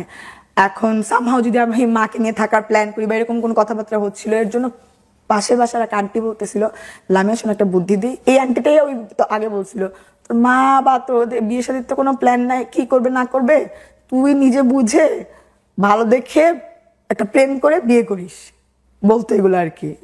সিঙ্গেল মাদার বড় হয়েছিস, একটা ভালো বিয়ে করতে হলে ফ্যামিলিগত বিয়ে করতে হলে বাবার দরকার পড়ে, এই সেই, তো নিজেরটা নিজে বুঝে ভালো দেখে বিয়ে করিস, নিজেরটা নিজে বুঝে, এগুলো আর কি শুনতাম আর কি আমি ছোট তখন। তো বিয়ের পরে হচ্ছে যে ওইটা শুনলাম যে এরকম প্ল্যান কিন্তু করিস সংসার কিন্তু টিকবে না। তখন তো আমি অনেক কিছু বুঝি যে আমার মার তো একটা মানে একটা ক্যারেক্টার আছে একটু, তো আচ্ছা ঠিক আছে একটু দূরত্ব বজায় রেখে ভালো সম্পর্ক মেনটেন করাই ভালো, কারণ আমার প্রিভিয়াস লাইফে তো তার সাথে আমার কাইকেচাল ছিলই। সো একটা সুন্দর ব্যাপারে আসি যেখানে কোনো প্রতিদিন গালিগালাজ নাই, ঠান্ডা এনভায়রনমেন্ট, শান্তি শান্তি একটা ব্যাপার, কোনো ঝগড়াঝাটি নাই। আল্লাহ সামহাও হয়তো চিন্তা করছিল জন্মের পর থেকে এত বছর কষ্ট করছিস, তোর কিছু একটা টাইম দেই একটু ভালো থাকার জন্য। ওই 4টা বছর খুব লাইফ আমার ভালো ছিল। সো আপনি বিয়ে শাদী করলেন এবং সংসার জীবন শুরু হলো, কিন্তু আমি যতটুকু জানি যে আপনার হাজবেন্ড এখন জেলে আছেন, সেটাও একটা গল্প, বিশাল বড় গল্প। এবং জেলে থেকে প্রায় 5 বছর যাবত জেলে, না তারও লম্বা সময় ধরে, অলমোস্ট 5 ইয়ার্স। আর এটা প্রথম আপনার মুখ থেকে বলছেন, হয়তো অনেকেই জানবে এই বিষয়টা, এটা কেউই জানতো না। নাম কি তার? তানজিল আলম। তানজিল আলম। উনি একজন কোরিওগ্রাফার। ইগলস ডান্স কোম্পানি, বাংলাদেশের স্বনামধন্য একটা ডান্স প্রতিষ্ঠান। সব মানে ধরেন একদম জ্যাকলিন ফার্নান্ডেজ যে যখন আসছিল ওদের কাজটাও আমরা করছি, নোরা ফাতি যে আসলো ওইটার কাজটাও আমরা করছি। সো ভালোই, ভেরি রিনাউন্ড ওয়ান। এবং ওনার লাস্ট রায় হয়েছে মৃত্যুদণ্ড। জি, সেটা একটা ডিফারেন্ট চ্যাপ্টার, এবং যেহেতু এটা একটা আইনের বিষয়, এই বিষয়গুলো নিয়ে আমরা ইন্টারলি হয়তো বা যাবো না, কিন্তু ওনার কোশ্চেন হচ্ছে যে আসলে ওনার অপরাধটা কি, রাইট? এই সংসার জীবনে মানে ওনার হাজবেন্ড যে অবস্থায় আছেন সেটার পেছনে ওনার কোনো হাত নাই, ওনার ছোটবেলায় বড় হওয়া যেটা সেটার পেছনে ওনার কোনো হাত নাই। The question is why she. আমিও বলতে চাই ওয়াই ইউ। ছোটবেলা থেকে শুনে শুনে বড় হই যে বড় আঙ্গুল থেকে পুরো আঙ্গুলটা বড়, তোর ভাগ্য অনেক বড়, তোর কপালটা 5 আঙ্গুলে, তোর ভাগ্য অনেক ভালো। আর ভাগ্যটা ভালো হয়েও ভাগ্যটা ভালো স্টে করে না, ঠিক আমার দোষ।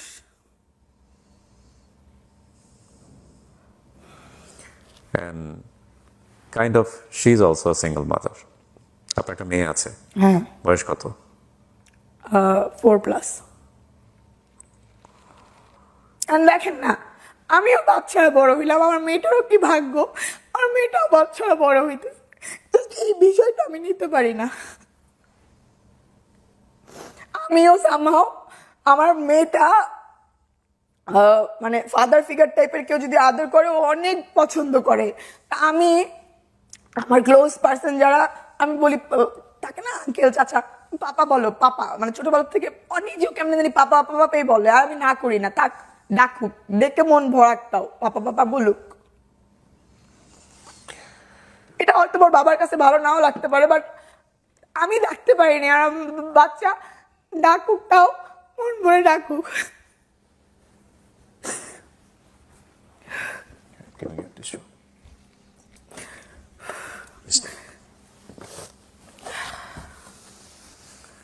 মানে আমার লাইফের সব থেকে বড় কষ্টের বিষয়টাই এখন এটা, যে আমি পারি নাই, আমার মেয়েটারও কেন এমন হইলো।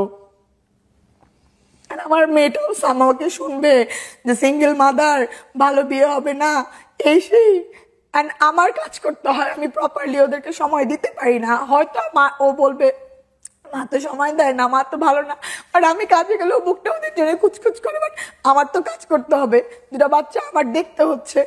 তো আমি চাইলেও পারি না যতটুকু সময় ওদেরকে দিতে চাই। দেখেন ওদের কাছেও আমি খারাপ হবো যে মা ভালো না, বাট দিন শেষে আমার বাচ্চা যখন চাবে মা এটা লাগবে, PS4 লাগবে, কম্পিউটার লাগবে, এটা লাগবে, আমি যখন দিতে পারবো না তখনও ভালো না। তো ওইটা যেন আমি ব্যাকআপ দিতে পারি, ওইটার তো আমার ব্যাপারটা কি বলে ইনশিওর করতে হবে। আমি চাই না যেহেতু বাপ ছাড়াই বড় হচ্ছে, ওদের অন্য কোনো কিছুর অভাব ওরা পাক। এখন যেটার জন্য ওরা এখন ছোট, একটা মানুষ আমি বিলিভ করি একটা সার্টেন টাইম পর্যন্ত আর্ন করতে পারে। সো আমি টুকটাক আর্ন করে একটু ব্যাকআপটা রেডি রাখি, তারপর ভাই সময় ঘোরা কি কিনবি না কিনবি তখন সব যখন দিব তখন আর মাকে দোষ দিবি না, এটা আসলে আমার ফিল।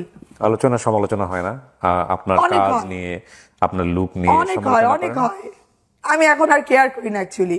আমি 2 দিন না খেয়ে থাকবো, আমি দুঃখে থাকবো, কষ্টে থাকবো, কেউ একবেলা এসে আমাকে ভাত দিবে না, কথা বলতে পারবে, কেউ 2000 টাকা দিয়েও হেল্প করবে না আপনাকে। তো তোরা যখন হেল্প করবি না তোরা কথা বলবি কেন? আমি কথা বললে বল, আমারটা আমি জানি, আমি বুঝি, আমারটা আমার করতে হবে। আচ্ছা, এই অনুষ্ঠানে আমি একটু বলি ওনাকে, উনি আমাকে যখন হোয়াটসঅ্যাপ করেন, ওনার হোয়াটসঅ্যাপে আসছে হচ্ছে ল্যাম্পস ওয়ার্ল্ড নামে, জি রাইট? জি। সো ল্যাম্পস ওয়ার্ল্ড, তো আমি প্রথমে তো এটার খুব একটা আগ্রহ দেখেনি, কারণ এরকম অনেক হোয়াটসঅ্যাপ আমার কাছে আসেন যারা স্টোরি বলতে চান। দেন আমি ওনার পেজে গেলাম, উনি আসলে কি করেন বা ওনার কাজগুলাকে একটু দেখার চেষ্টা করলাম। পরে আমার কাছে মনে হলো যে শি ইজ অ্যান এন্টারপ্রেনার। তো উনি, আপনার পেজের নাম কি বললেন? Lamps world. আমাকে সবাই ছোট লাম ডাকে, তো ওই প্রেক্ষিতে ল্যাম্পস ওখানে গেলাম, গিয়ে আমি দেখলাম, তারপরে উনি আমার স্টোরি একটা সামারি পাঠালেন। তো আমি সাধারণত মনে হলো যে ঠিক আছে লেটস শুনি, মানে শুনলেই যে প্রচার করতে হবে বিষয়টা এরকম না। তো আমি ভাবিও নাই যে বলবেন শুনি, আমি এটা এক্সপেক্টও করি নাই। আমি জাস্ট একটা টাইমে রিসেন্টলি আমার বাবার সাথে কথা বলার পর সে রাখার পর আবার সে একটা ফোন দিল। ফোন দিয়ে সে খুব কান্না কান্না একটা মুডে বলতেছে, বাবা রে, জন্মের পরও তুই এরকম কষ্ট পাইলি, বিয়ের পরও তুই শান্তি পাইলি না। খুব স্যাড স্যাড কান্না কান্না ফেসে। আমি খুব স্ট্রং ছিলাম, ওনার ওই টোন আর ওই কথাটা না আমাকে কেন জানি খুব বুকে জোরে আঘাত দেয়। আমি জাস্ট শোয়ার থেকে উঠে ড্রয়িং রুমে বসে সোফাতে বসে আপনাকে আমি মেসেজটা দিই, কেন দিই আমি জানি না, আমার কি দোষ? So you listen my program, right? হ্যাঁ, আমি দেখতাম, ভালো লাগতো আপনার ওই ব্যাপারগুলো, যে মা খুঁজে পায়, বাচ্চা খুঁজে পায়, এগুলো আমি খুব দেখতাম, ভালো লাগতো। কিন্তু কখনো আসবো এটা কখনো চিন্তাই করি নাই। কারণ কেনই চিন্তা করবো, আমার তো কেউ হারাই যায় নাই। জাস্ট 1 মাস হবে না, মেবি 1 মাস অলমোস্ট হবেই। হ্যাঁ, আমার মায়ের ফোন, তোর বাবা তো তোরে খুঁজতেছে, ফোন নাকি ধরস না? বাবা খুঁজতেছে মানে আমি সেদিন অনেক ব্যস্ত। আম্মা এই কথা বলতেছে, ফোন ধরস না নাকি? নর্মাল, তোর বাবা ফোন দিতেছে, ফোন ধরস না নাকি? আর তার আগে তাদের সাথে একটা কনভারসেশন মেবি হয়েছে। আমি না এতটা বদার ফিল করি নাই। আচ্ছা ঠিক আছে, এত বছর তো আমিও ওয়েটে থাকছি, আমি কাজকর্ম শেষ করি, বাবা একটু ওয়েট করুক, সমস্যা কি? আমাকে আম্মা নাম্বার পাঠালো, এই যে নাম্বার, অনেক বয়স্ক মানুষ, অনেক কষ্ট করে নাম্বার খুঁজে বের করছে, ফোন দে।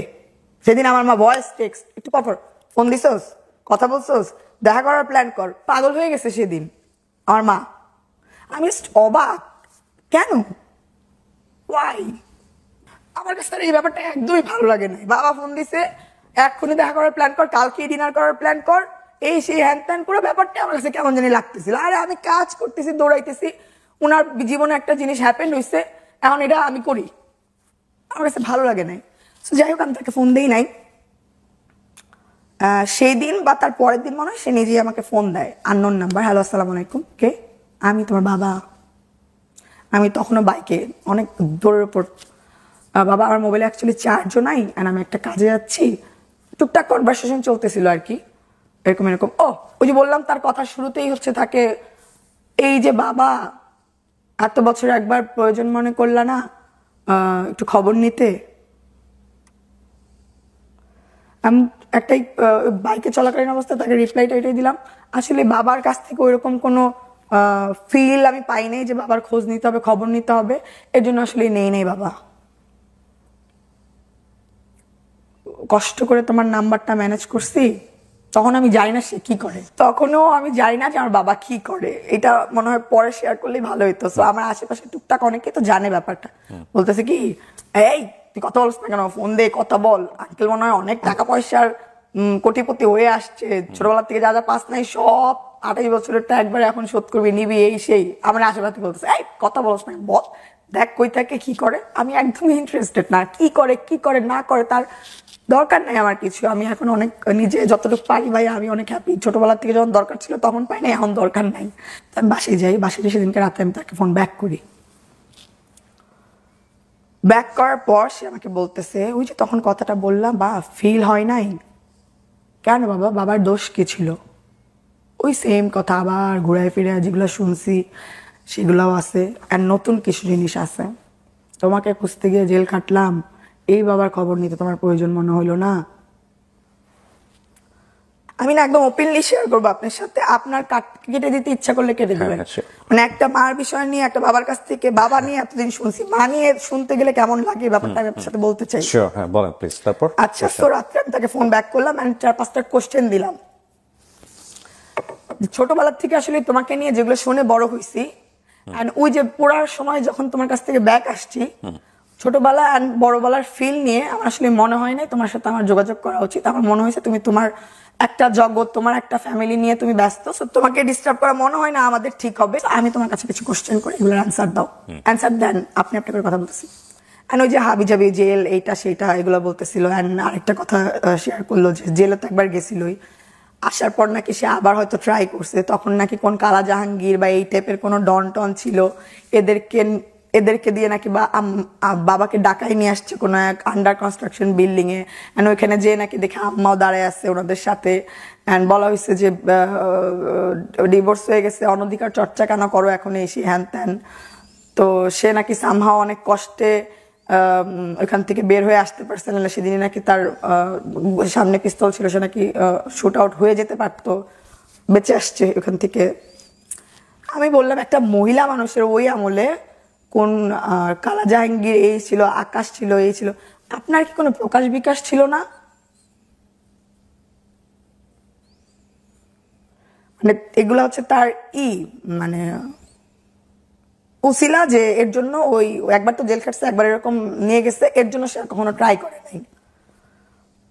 আমি যখন শুনতেছি তখন আমি কি, শোনেন, আমার সাথে যদি এখন এরকম কিছু হয়, ওর বাবা বের হওয়ার পর যদি ওর বাবার মনে হয় আমি বাচ্চা কাচ্চা ঠিক মতো পালন করতে পারি না বা কিছু বাচ্চা নিয়ে যাবে, আমাকে 50-12 যদি জেল খাটায়, কালা জাহাঙ্গীর করে, এই করে সেই করে, আমি যতদিন আমি এই শ্বাসটা চলবে ততদিন যাবত আমি একটা মেয়ে হয়েও ট্রাই করে যাব যে না, আমি যেন আমার বাচ্চাকে আমার মতো করে পাই, হোক বাবার কাছেই থাকুক, বাট আমিও যেন পাই ওইটা, আমি আমার লাস্ট নিঃশ্বাস পর্যন্ত ট্রাই করে যাবো। একটা মেয়ে মানুষ হয়ে এখন আমার ফিল, আর এটা যদি কখনো আমার সাথে হয় আমি এটাই করব।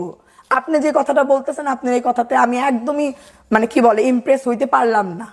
সে একটা মেয়ে মানুষ, তার প্রকাশ বিকাশ আছে, আপনি একটা ছেলে মানুষ, আপনার কোনো আকাশ বিকাশ ছিল না এটার ফিডব্যাক দেওয়ার জন্য?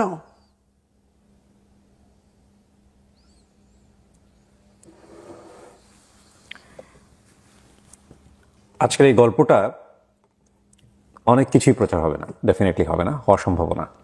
প্রথম কথা হচ্ছে এটা, তবে আমি শুনেছি, খুব মনোযোগ দিয়ে শুনেছি, কারণ আমার কাছে মনে হয়েছে যে এইসব বিষয়গুলো আপনাকে না বলে আপনিও হয়তো ক্লিয়ার না, ডেফিনেটলি না। আমি আপনাকে সামনে বসেই বলছি, আমি অনেক কিছু মিউট করবো, অনেক কিছু ফেলে দিব যতটুকু। তবে আমার গল্পের মূল জায়গাটা, যেটা আমি এতক্ষণ ধরে ওয়েট করছিলাম যে আমি আপনাকে প্রশ্ন করতে পারবো, আপনার কাছ থেকে আমাদের অনেক কিছু শেখার আছে। শেখার জায়গাটা কি, মানে কয়েকটা কোশ্চেনই জিনিসটা হয়ে যাবে।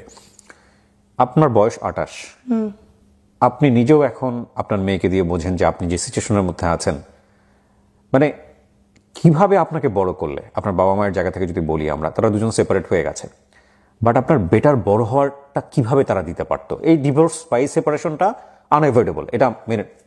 প্রথম কথা হচ্ছে যে ডিভোর্স কোনোভাবে প্লিজেন্ট জায়গা থেকে হয় না। এক্সেপশন ক্যানট বি এক্সাম্পল, যে আমরা দুজন খুব সুখে আছি, কোন একটা থার্ড পার্টির কারণে আমরা ডিভোর্স হয়ে গেল, সেটা অন্য জিনিস।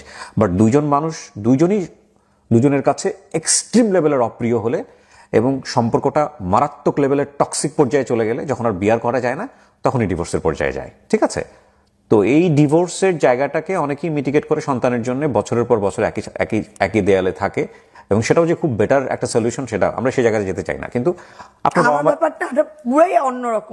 বাবা মায়ের জায়গাটা যে আমরা একসেপ্ট করে নিলাম যে তারা হ্যাপি কাপল ছিলেন না, তারা ডিভোর্স হয়ে গেছেন, ঠিক আছে, তারা উইথ ডিউ রেসপেক্ট। কিন্তু আপনাকে বড় করার জায়গাটায় কিভাবে তারা বড় করলে আপনি আজকের এই জায়গাটায় বসে অনেক বেটার ফিল করতেন, জাস্ট আমাকে এটা বলেন। ছোটবেলা থেকে বাবা ছিল না বিধায় অনেক দূরছাই হয়ে আসলে মনে হয়েছে আমি বড় হচ্ছি। কি করতে পারতো আপনার বাবা, বা কি করতে পারতো আপনার মা? বাবা থাকলে আমার সাথে অনেক কিছু যেগুলো হয়েছে এগুলো হয়তো বা হইতো না, সাহস পাইতো না, অনেকে কিছু বলে দিল। বাবা কিভাবে থাকতে পারতো? নেগলেক্ট করা একটা ব্যাপার না, এগ্রি, কিন্তু বাবা থাকতে পারতো কিভাবে, আপনি আমাকে এটা বলেন। মানে বাবা ডিভোর্স হয়ে যাওয়ার পর থাকতে পারতো কিভাবে? কিভাবে? সে চাইলে থাকতে পারতো, সে এমন না অনেক দূরে থাকে, একই এরিয়ার 1 ঘন্টারও কোনো ডিস্টেন্স না, সে চাইলেই তো এখন যেটা করতেছে। এখানে আপনার মার কোঅপারেশন কি জরুরি ছিল, মানে আপনার বাবা থাকার জায়গাটা? আমার মার কোঅপারেশন কি ছিল না ছিল, আমার মা এতদিন ধরে আমার যা আছে স্টিল না আমার সাথে আছে, তার জন্য তার সকল দোষ ত্রুটি আমার কোনো দোষ ত্রুটি না, কারণ সে আমাকে নিয়ে আসে। তুমি তো চাইলে পারতা। সেটা তো সে চেয়েছে বোধহয়, কারণ সে ওই আমলে একবার চাইছিল, তারপরে এতদিন চাইলে না। তুমি নাকি এই যে আর যে কিবরিয়ার শো নাকি দেখতা, এটাতে নাকি তোমার পছন্দ ভালো লাগতো, তাহলে তুমি ওই ছোটবেলায় 50 বছর আগে একবার চেষ্টা করছো, এইটাই তোমার এখন আমার বলার 2টা জিনিস রয়েছে। তো এই শোতেও আসতা, তারপরে ট্রাইটা কই তোমার, এই শোতে আসতা বলতা আমার এরকম এরকম হয়েছে, আমার মেয়েকে আমি চাই, মেয়ের সাথে দেখা করতে দেয় না। প্রথম কথা হচ্ছে যে লামিয়া, আমার শোটা আসলে ট্রায়ের জায়গা না, আমার শোটার একটা গ্রেট লার্নিং মানে আছে। কিন্তু আপনি যদি আপনার এই অনুষ্ঠানটা আমি যদি প্রেসাইজলি আনতে পারি আমাদের সামাজিক যোগাযোগ মাধ্যমে, এখানে একটা জিনিস দেখেন কত বড় একটা শিক্ষণীয় ব্যাপার আছে, যে লামিয়া একটা ব্রোকেন ফ্যামিলির, আমি শব্দটা নিয়ে আপত্তি করি, আমি যদিও আমাদের ব্রোকেন ফ্যামিলি তে বড় হচ্ছে, কিন্তু কথা হচ্ছে আমার কথা হচ্ছে এরকম একটা ফ্যামিলিতে বড় হওয়ার পরেও বাচ্চাকে একটা বেটার লাইফ দেওয়া যায় কিনা, এই জায়গাটায় ধরেন আপনার বাবার ভূমিকা কি থাকতে পারতো, মায়ের ভূমিকা। আর আপনার যে ধরনের কথা শুনে শুনে আপনি বড় হয়েছেন পারস্পরিক জায়গা থেকে, বাবা বলেছে মায়ের এগেনিস্টে, মা বলেছে বাবার এগেনিস্টে, এই জায়গাটা তো আপনি কোনোভাবেই জাজমেন্টে নিতে পারেন না। আপনার কখনো মনে হচ্ছে মা রাইট, কখনো মনে হচ্ছে বাবা রাইট, কখনো মাকে ভালো লাগেনি, কখনো বাবাকে ভালো, কখনোই মনে হইতো না। বাট আমার মার কাছ থেকে যা একটা জিনিস শুনলাম, তখন আমি জাস্ট ভেঙে চড়ে গেছি। রাইট, এটা বলবো এই দুইটা জায়গাটা কি দুজনে যদি দুজনের সম্পর্কে না বলতো তাহলে কি বেটার হতো আপনার জন্য? হ্যাঁ, দ্যাটস মাই পয়েন্ট। এই 28 বছর পরে সেসব ফাইজলামি করার দরকার ছিল না। That is my point. আমি শুধু একটা জিনিসই বলতে চাচ্ছিলাম আজকের এই গল্পে, সেটা হচ্ছে সন্তান দুজনের মাধ্যমে আল্লাহ পৃথিবীতে পাঠান, দুজনই কোনো না কোনোভাবে একটা সংসার না টিকানোর জন্য দুজনই কোনো না কোনোভাবে এখানে ব্যালেন্স করতে পারেননি। কে পেরেছেন কে পারেননি সেটা বড় বিষয় না, বিষয়টা হচ্ছে মিউচুয়াল রেসপেক্টের জায়গা থেকে, সমঝোতার জায়গা থেকে এরকম হওয়া উচিত। আমরা including me, I am not giving at advice, হওয়া উচিত। যেহেতু মা হিসেবে সে দুনিয়াতে নিয়ে এসছে, সুতরাং তার জায়গা থেকেও অ্যাক্সেস থাকবে, বাবা হিসেবে যেহেতু নিয়ে আসছে তার জায়গা থেকে। হ্যাঁ, তারপরে আমরা ডিফারেন্ট ফ্যামিলিতে চলে যাই, কিন্তু এই বাচ্চার মুখের দিকে তাকিয়ে এটা একটা খুবই কমপ্লেক্স একটা জায়গা। কারণ সংসার জীবনে দেখা গেল ছেলে পরবর্তীতে যাকে বিয়ে করছেন, বাবা যাকে বিয়ে করছেন, তিনি হয়তো কোনোভাবেই এক্সপেক্ট করছেন না যে তার সন্তান বা তার প্রিভিয়াস ওয়াইফ সেখানে একটা নর্মাল অ্যাক্সেস থাকুক, সেটাকে খুব সহজভাবে নিতে পারেন না। ভাইস ভার্সা, সেটা মহিলার জায়গা থেকে হতে পারে। কিন্তু আমরা আসলে কোনো উদাহরণ সেট করতে পারি কিনা, আমি এই গল্পটা প্রচার করে আমি আসলে ইনভাইট করতে চাই, যদি এরকম কেউ থেকে থাকেন যে না ব্রোকেন ফ্যামিলিতেই হয়েছে, কিন্তু তারপরও বাবা এবং মা খুব সুন্দরভাবে জিনিসটাকে মেনটেন করেছেন এবং এটা নিয়ে তাদের মধ্যে কোনো ধরনের কোনো শ্লাঘা নেই, এটা নিয়ে তাদের মধ্যে কোনো ধরনের কোনো কষ্ট নেই, যে না, যে বাবা যেভাবে বড় করেছেন, মা যেভাবে বড় করেছেন, তারা ডিভোর্স হয়ে যাওয়ার পরেও এই বড় হওয়াটা বেস্ট বড় হওয়া ছিল এবং সন্তান হিসেবে তারা দুজনকে নিয়ে প্রাউড ফিল করেন। আমি এই রকম সন্তানকে খুঁজতেছি আজকের এই এপিসোডটা প্রচার হওয়ার পরে, বিকজ আমি কিছু এক্সাম্পল সামনে নিয়ে আসতে চাই। যেমন divorce is a part of life, divorce হবেই, ডিভোর্স হওয়া উচিত। কারণ একটা মানুষ একটা টক্সিক সম্পর্কে সারা জীবনে কেন থাকবে? এটা রিলিজিয়াসলিও যেমন অ্যাকসেপ্টেবল, তেমনি সামাজিকভাবেও অ্যাকসেপ্টেবল। মেয়ের ভালো লাগছে না, হাজব্যান্ডের ভালো লাগছে না, ওয়াইফের ভালো লাগছে না, টিকতে পারছে না, ভাই জীবনটা তো একটাই, ঠিক আছে, বেটার অপশন আপনারা জানেন, ফাইন। কিন্তু সন্তানের উপরে সন্তান এফেক্ট হবে, কিন্তু সন্তান একটা ট্রমার মধ্য দিয়ে বড় হবে, সে কখনো বাবার পক্ষে, কখনো মায়ের পক্ষে, মার কাছ থেকে বাবার সম্পর্কে। আমি জানি না ডেঞ্জারাসটা, আমি হয়তো শুনবো আপনার কাছ থেকে, কিন্তু কতটুকু আনতে পারবো এখানে। কিন্তু আমি যেটা বলতে চাই যে এই এনভায়রনমেন্টটা থেকে বের হয়ে আসার জন্য কি করা যেতে পারে, এবং এটার একটা ইনস্টিটিউশনাল ফ্রেমওয়ার্ক থাকা উচিত কিনা, যে ডিভোর্স হয়ে যাওয়ার পরে সন্তানকে বড় হয়ে যাওয়ার জন্য যে একটা কাউন্সিলিং এর জায়গা, বাবা মাকে বা সন্তানকে, যে ঠিক আছে ফাইন এইভাবে বড় করা উচিত। রাষ্ট্রীয় জায়গা থেকেও একটা সুন্দর অবয়ব থাকা উচিত কিনা, এবং এটা খুবই ডিফিকাল্ট একটা জায়গা, কিন্তু এটা নিয়ে আমাদের মনে হয় কাজ করা উচিত। কারণ যে হারে ডিভোর্সের সংখ্যা বাড়ছে সারা বাংলাদেশে, সাফারার তো সন্তানরাই হচ্ছে, এবং সেই সন্তানের সাফারিং, বাবা মা সাফারিং তো ডেফিনেটলি হন, কিন্তু সবচেয়ে বড় সাফারিং তো এরা হন। তো সেই জায়গাটি থেকে আমাদের মনে হয় এখন একটা বড় অ্যালার্মিং যে আমরা আসলে সন্তানদেরকে কিভাবে বড় করবো। আপনি কখনো সাইকিয়াট্রিস্টের কাছে গেছেন? আপনার ফিল হয়েছিল, বাট যাইনি। কখনো সুইসাইডাল অ্যাটেম্প্ট নিয়েছেন? কখনোই হয় নাই। জাস্ট নাও ইট ইজ মনে হয় আল্লাহ মরে গেলে মনে অনেক শান্তি লাগতো। আই জাস্ট হেট এই সুসাইড ম্যাটারটা, কখনো চিন্তাও করি নাই আমি কখনো চিন্তা করবো এটা। কিছুদিনের মধ্যে অনেক কিছুর জন্যই ফিল হয় যে মরে গেলে মানে সব ঝামেলা যাইতো গা লাইফ থেকে। একটা কথা আমি একটু অ্যাড করতে চাইবো, অনেকের মনে হইতে পারে অনেকে তো ব্রোকেন ফ্যামিলির আছে, এত মানুষের তো এত কষ্ট না, তোমার এত কেন কষ্ট হচ্ছে এখন? ছোটবেলার একটু করে আমি বেড়ে ওঠাটা বলবো। যে কেন কষ্ট, কেন বাবা থাকলে মনে হয় এটা হইতো না। খালি ব্রোকেন না, আমি মার সাথেও থাকতে পারি নাই তখন। যেটা হইতো ক্লাস 5 পর্যন্ত না হইলেও আমি 10টা স্কুল, মাদ্রাসা, হোস্টেল চেঞ্জ করা হয়েছে আমাকে, এরকম এরকম এরকম। আমার মারও দোষ দিব না, ওই যে সিঙ্গেল হয়ে গেলে তখন তো ঘাড়ে পড়ে টেক কেয়ারের ব্যাপারটা, টাকা পয়সার ব্যাপারটা, সেটা নিয়ে ব্যস্ত ছিল। আমি নানির কাছে থাকতাম, একবার খালার কাছে থাকতাম। খালা কয় আমি তোরে তো বড় করছি, মানে এখন বড় করছে আমার খালা, আমার নানি একটা ব্লেসিং আমার জন্য, তারা সময় দিছে বিধায় টুকটাক এই ফ্যামিলি ম্যানার্সটা ভিতরে আছে মেবি। মা ছোটবেলার থেকেই আসলে বাইরের কাজগুলো সে খুব ভালো করতে জানতো, তো যার জন্য আমার কষ্টটা যে এরকম একবার থাকলাম ছোট খালার বাসায় নানির সাথে, আবার একবার মাদ্রাসায় হোস্টেল, মানে হোস্টেলে ছোট, আমি সবার থেকে ছোট। মাদ্রাসায় গেছি, মাদ্রাসায় সবার থেকে বাচ্চা একটা মানুষ, আমি খাইতে পারতাম না ঠিক মতো, আমার পাশের মানুষ আমাকে খাওয়াই দিত। হোস্টেলে গেছি, হোস্টেলে সবার থেকে ছোট্ট একটা মানুষ, নার্সারির বাচ্চা হোস্টেলে থাকে, আমার থাকতে হয়েছে। তারপর যেটা হইলো, যখন আরেকটু বড় হইলাম, আমাকে আমার ইংলিশ মিডিয়ামে পড়ার অনেক ইচ্ছা ছিল, তো আমার মা ধানমন্ডিতে, আমার বড় খালা, ছোট খালা গেল, নানু গেল, এবার বড় খালার কাছে গেছি। আমার লাইফটা দেখেন কি যাযাবর। বড় খালার কাছে গেলাম থাকতে ধানমন্ডিতে, একটা ভালো স্কুল, মা চেষ্টা করলো ওখানে পড়ানোর জন্য, বাট মা তো মিরপুর থাকে, যাওয়া আসা অনেকই, তো খালার বাসায় থেকে আমি ওই স্কুলে পড়াশোনা করব। আমার তখন পড়াশোনার সাথে ওই সময় বাচ্চাদের পড়াশোনা নিয়ে এত মানে ফ্যাসিনেশন থাকে না, আমার খুব ভালো একটা ফ্যাসিনেশন ছিল, ভালো একটা স্কুল, ভালো একটা এনভায়রনমেন্ট, ফাইনালি আমি এনজয় করতেছিলাম। স্কুলে যাচ্ছি আসতেছি, আমি রাত্রেবেলা আমার খালা দুই খালার মেয়েকে নিয়ে বসে সিরিয়াল দেখতো, অ্যান্ড আমি যখন স্কুল থেকে কি আমার তো টিচার ছিল না তখনও, টিচার দেওয়া হয় নাই, সো অঙ্ক না বুঝলে আমি যাইতাম, আপুরা তখন কলেজে পড়ে, কেউ 10-এ পড়ে, যাইতাম বুঝাই দেওয়ার জন্য যে আপু একটু বলো না এগুলো কেমন কি। একদিন করলো, 2 দিন করলো, 3 দিনের দিন ওনাদের সিরিয়াল দেখাতে ডিস্টার্ব হচ্ছিল, আমি স্কুল থেকে সব শিখে আসতে পারি না, এই জায়গায় এসে এখন গুতাই কেন, বারবার গুতাই কেন। আমি নয় কথাটা খুব কষ্ট পাইছি, সেই ছোটবেলার কষ্ট। পুষে বড় হয়েছি খালাকে নিয়ে, অনেক করছি খালার জন্য, খালা কিডনির রোগী ছিল। একটা জিনিস খেয়াল করবেন, এই ধরনের অনুষ্ঠানের ক্ষেত্রে আমার মনে হয় যারা মনোবিজ্ঞান, আমার মনে হয় এটা একটা এত বড় গ্রাউন্ড। এই যে যারা একটা সেপারেটেড ফ্যামিলিতে বড় হয়, যেসব বাচ্চারা, এরা মনের দিক থেকে খুবই নাজুক পরিস্থিতির মধ্যে থাকে, এবং আপনি এদেরকে যদি কোনো ধরনের কোনো হিট করে কোনো কথা বলেন বা কোনো কিছু করেন, এরা এত স্ট্রংলি এটা পোষে এই কারণে ওরা ভাবে যে আমার যদি বাবা থাকতো তাহলে হয়তো বলতে পারতো না, আমার বাবা মা যদি একসাথে থাকতো তাহলে হয়তো এনারা এতটা সাহস পেত না। সো আপনি যেটাকে খুব নর্মালি মনে করছেন 8-10টা বাচ্চার সাথে, এই সব বাচ্চাদের ক্ষেত্রে আপনি এইভাবে নর্মালি মুভ করতে পারবেন না। দেখেন, আমরা সমাজের এত বেশি চোখে দেখা বিষয়গুলো নিয়ে এত কনসার্ন থাকি, কিন্তু মনোজাগতিক বিষয়টা এত বড়, ইনক্লুডিং মি। আমি যে কথাগুলো বলছি এটা আমার রাইট নাও সিচুয়েশনাল অবজারভেশন, আমি বলছি না যে আমি এগুলো আপনাকে অ্যাডভাইস দিচ্ছি, নো। কারণ আমি যা বলছি সেটা আমার এই মুহূর্তে অনুভূত হচ্ছে বলে, এটার যে আমিও প্র্যাকটিস করতে পারি বিষয়টা এরকম না, কিন্তু আমাদের এই বিষয়গুলো নিয়ে কাজ করা উচিত, ডেফিনেটলি কাজ করা উচিত, আমি এগ্রি করি। আমি একটা বলবো যে কিরকম ব্রোকেন ফ্যামিলি বা বাচ্চারা বড় হওয়া ব্যাপার, যে বাচ্চাগুলো আছে, আমি বলবো অ্যাকচুয়ালি ফ্যামিলি যারা আদার্স আছেন তারা ভরপুর বাচ্চাটাকে আদর দেন, ওকে ব্যাড ফিল দিয়ে নি না যে অনেক ফেলনা।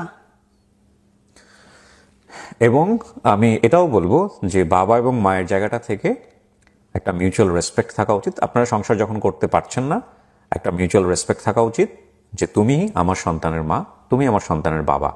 এই জায়গাটায় কোনো রকম অসম্মানের কোনো কিছু না হওয়া। আমি রিসেন্টলি এই মুহূর্তে আমার রাইট নাও মনে পড়ছে, আপনি চিনবেন বাংলাদেশের খুবই বড় 2জন সেলিব্রিটি, তাহসান মিথিলা, ওনাদের ডিভোর্সের পরে ওনাদের বাচ্চাদের যে টেক কেয়ার করার ব্যাপারটা, এটা খুবই প্রশংসনীয়। শুধু তাই না, আমি খুবই লম্বা সময় ধরে সংসার করেছে। আমি এসআই টুটুল এবং তানিয়ার কথা বলছিলাম। তানিয়াপুর আমি আপু বলে অ্যাড্রেস করছি বিকজ উনি আমার অনেক সিনিয়র, এবং আমি ওনার একবার ইন্টারভিউ করার সুযোগ হয়েছিল, হাজব্যান্ড ওয়াইফ পাশাপাশি এবিসি রেডিও, ওনাদের হয়তো মনেও নাই। They were the best couple, believe me, এত ভালো কাপল। যখন এই সম্পর্কটা ভেঙে গেছে, অনেক সময় হয় এটা মন খারাপ হয়েছে, বাট ওনার একটা ইন্টারভিউর লাস্ট একটা লাইন যেটা আমার কাছে এত বেশি ট্রিক করেছে মাথায়, ওনার সন্তানদেরকে নিয়ে উনি বলছিল যে I am the last man, যে ওনার বাচ্চারা কখনোই এসআই টুটুলকে রেসপেক্ট করবে এটা উনি মেনে নেবে না। এইভাবেই উনি বলেছে যে I am the last man, মানে ওনার বাচ্চারা কখনো এসআই টুটুলকে রেসপেক্ট করবে এটা উনি চায় না। So this is the thing, মানে এইটাই হওয়া উচিত। মানে সংসার টিকতেছে না, এটা তো ভাই আমরা দুজন ভালো থাকতে পারলাম না, এই কারণেই সংসার টিকতেছে না, কিন্তু বাচ্চারা তো আমরা দুজন নিয়ে এসেছি।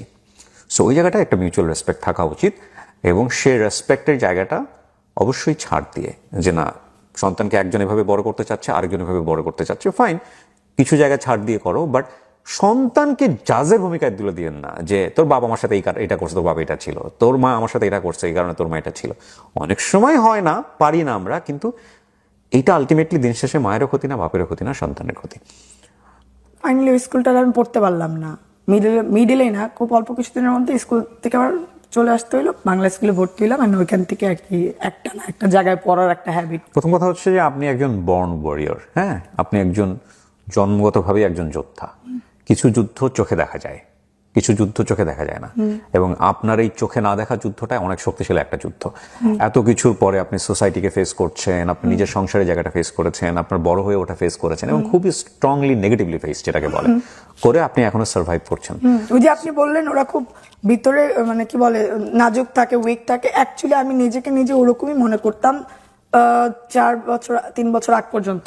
বাট রাইট নাও আমি মনে করি আপনার বেঁচে থাকার সবচেয়ে বড় অবলম্বন হচ্ছে আপনার মেয়ে, রাইট? সত্যি কথা। সো আপনি ওর ওয়ার্ল্ডটাকে বেস্ট করেন, মানে আপনার উপর দিয়ে যেটা গেছে সেই অভিজ্ঞতার জায়গাটা থেকে আপনি ওর পৃথিবীটাকে সুন্দর করার চেষ্টা করেন। আমার একটা প্ল্যান আছে ওর জন্য, আল্লাহ যদি আমাকে সামর্থ্য দেয়, আমি আমার মেয়ের জন্য আমাদের কি হয়, বাপের বাসা নাহলে মার বাসা, জামাইয়ের বাসা, আমি আমার মেয়ের জন্যই আল্লাহ যদি আমাকে সামর্থ্য দেয়, মেয়ের নামে লিখে ওকে একটা সুন্দর বাসা, ওটার জন্য যাবতীয় তার চলার জন্য যা যা লাগে সব ক্রিয়েট করে রেখে দিয়ে, মা এটা তোর বাবার কি হইলো, তোর মার কি হইলো, তোর হাজবেন্ডের কি হইলো, কোনো কিছু তো একটা করিস না, তোর পায়ের নিচে যেন একটা মাটি থাকে, তোর এইটা তোর জায়গা।